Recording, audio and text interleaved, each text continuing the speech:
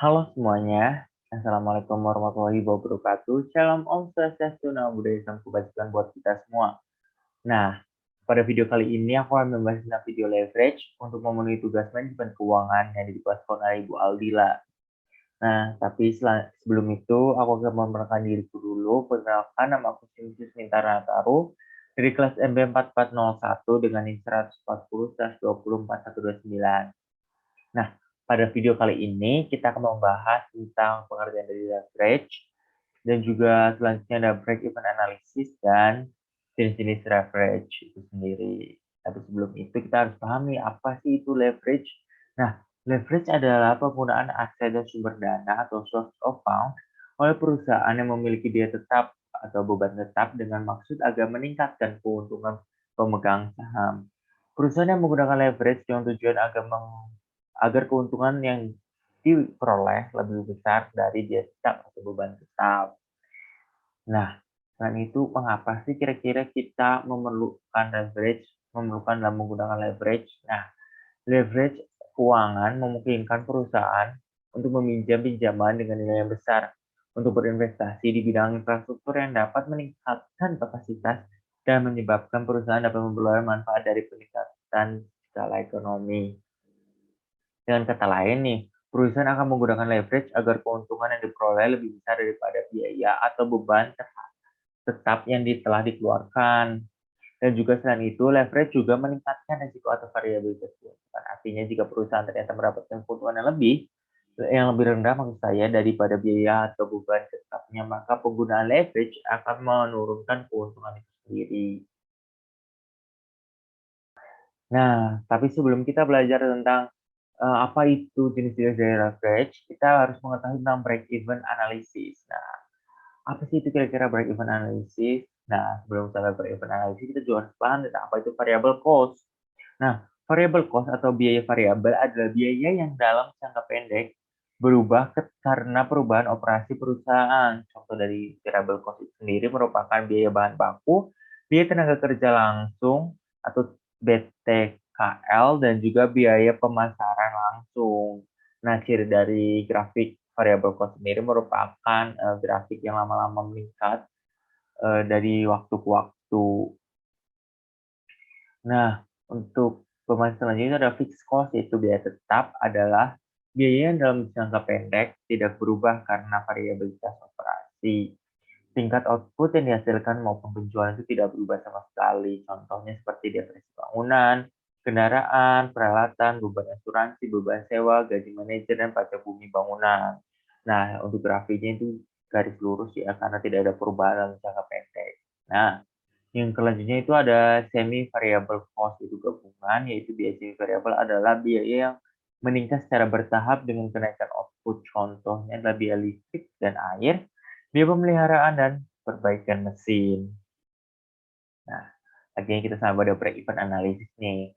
Break-even analysis atau analisis titik impas adalah perhitungan dan pemeriksaan margin yang menunjukkan usaha balik modal atau safety margin.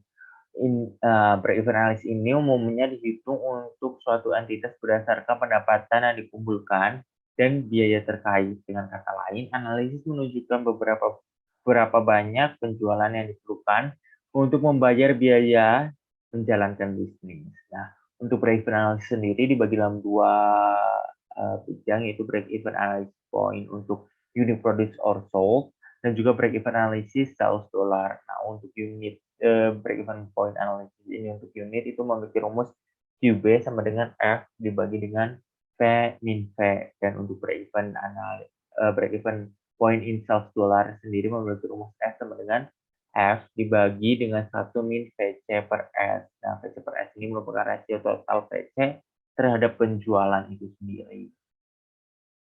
Nah, pada pokok pembahasan ini akhirnya kita akan membahas jenis-jenis dari leverage itu sendiri, yang terdiri dari operating leverage, financial leverage, dan combined leverage. Nah, di sini ada analytical income, yaitu seperti operating leverage dari sales revenue ataupun financial leverage dari earning per sale, dan juga total leverage yang merupakan penggabungan dari kedua operating tersebut. operating leverage dan financial leverage. Nah, yang pertama kita akan bahas adalah operating leverage nih. Operating leverage atau leverage operasi adalah pengaruh biaya terhadap operasional terhadap kemampuan perusahaan untuk menutup biaya tersebut. Nah, tujuan dari leverage jenis ini adalah untuk meningkatkan jumlah penjualan barang dan jasa perusahaan. Dengan meningkatnya produksi, diharapkan perusahaan dapat meraup keuntungan lebih besar juga.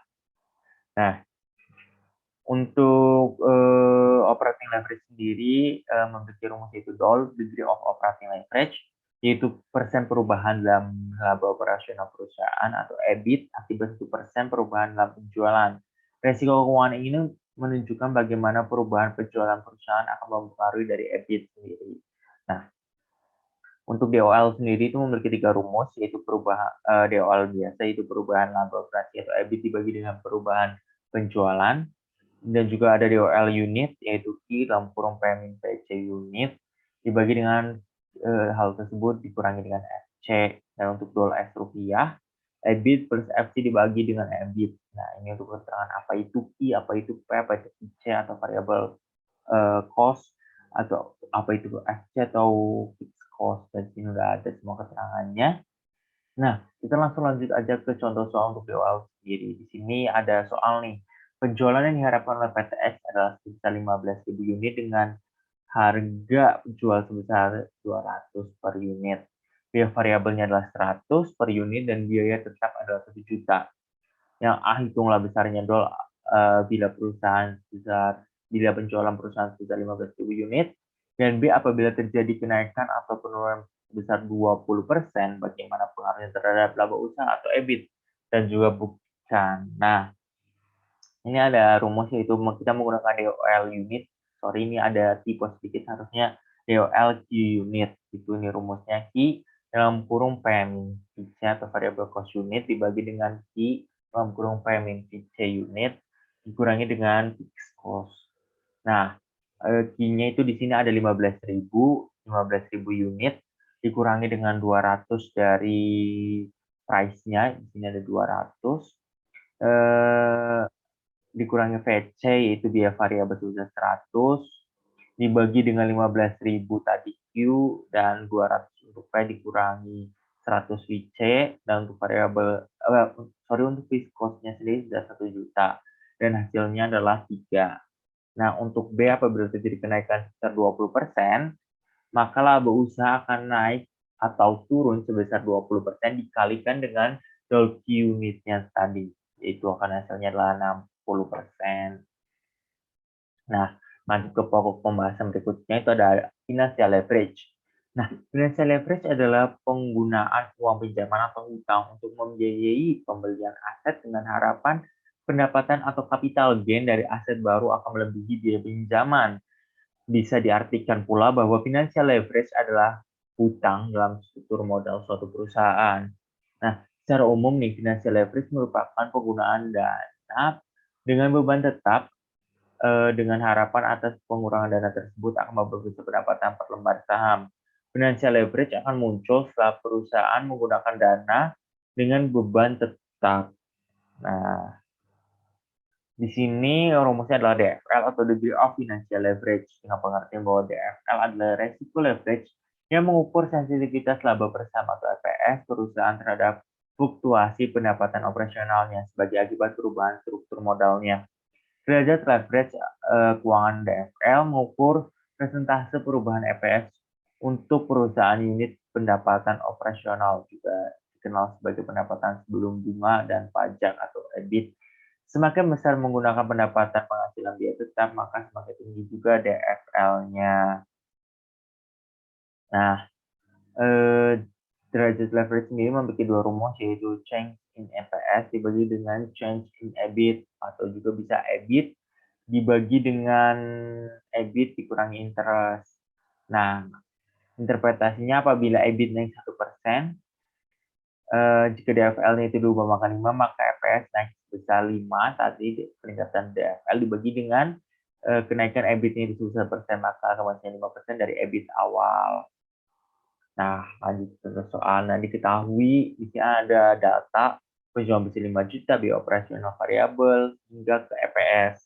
Nah, kita diminta untuk mencari DFL rupiah, yaitu nama rumusnya itu di sini sedikit berbeda, namun sama aja seperti tadi saya sudah ucapkan, yaitu EBIT dibagi dengan EBIT min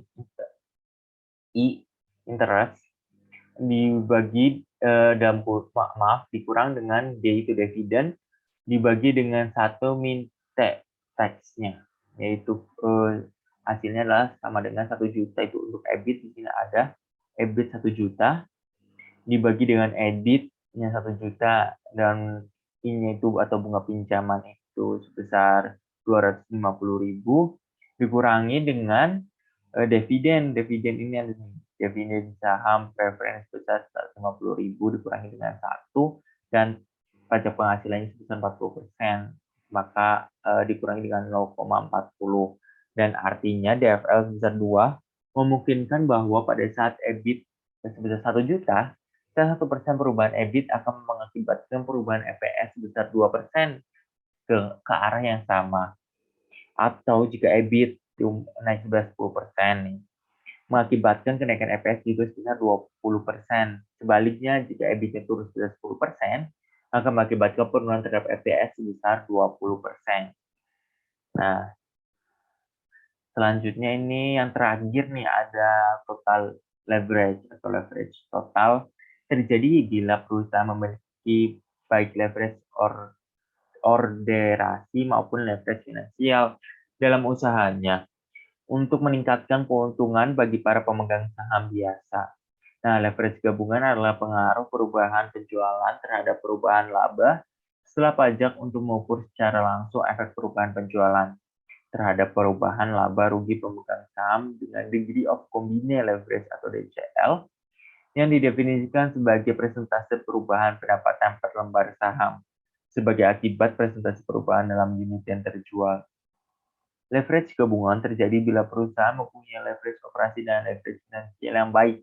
Kedua leverage itu sangat berguna bagi perusahaan dalam meningkatkan keuntungan atau laba untuk pemegang sahamnya. Nah, di sini juga memiliki rumus, yaitu degree of combined leverage atau DCL ada rasio leverage yang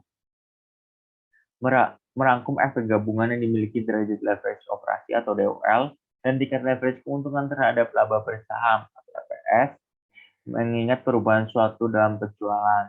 Rasio ini dapat digunakan untuk membantu menentukan tingkat leverage keuangan dan operasi yang paling optimal untuk digunakan perusahaan manapun. Memiliki rumusnya itu DCL sama dengan DOL dikali DFL, atau ini ada dua rumus lainnya. Dan interpretasinya apabila penjualan naik 1%, jika DCL sama dengan 4, maka EPS naik sebesar 5 dikali 1%, sama dengan 5% dari EPS awal. Nah, kita lanjut ke contoh soal. Di sini juga ada data yang disajikan, kayak sales, variable cost, EBIT, interest, EBT, tax, dan juga EAT. Nah, dari data tersebut kita diminta menentukan DCL. Nah, kita tahu DCL itu bahwa DOL dikali dengan DFL. Jadi kalau kita mau cari DCL, kita harus cari DOL dan DFL-nya dulu. Nah, di sini udah dicari DOL, yaitu rumusnya sales dikurangi VC dibagi dengan EBIT, dan untuk DFL EBIT dibagi dengan EBIT dikurangi interest. Maka hasilnya untuk DOL-nya adalah 2,66 dan untuk DFL-nya 1,5 dikalikan menghasilkan 3,99. Yang artinya setiap perubahan 1% penjualan akan mempengaruhi perubahan pada EPS sebesar 3,99%. Nah, itu untuk hasil dari DOL. Nah, kira-kira sekian pembahasan untuk pada video kali ini. Bila ada kesalahan, saya mohon maaf. Bila terjadi kesalahan terhadap penyampaian, saya juga mohon maaf. Kurang lebihnya mohon maaf. Assalamualaikum warahmatullahi wabarakatuh. Sekian dan terima kasih.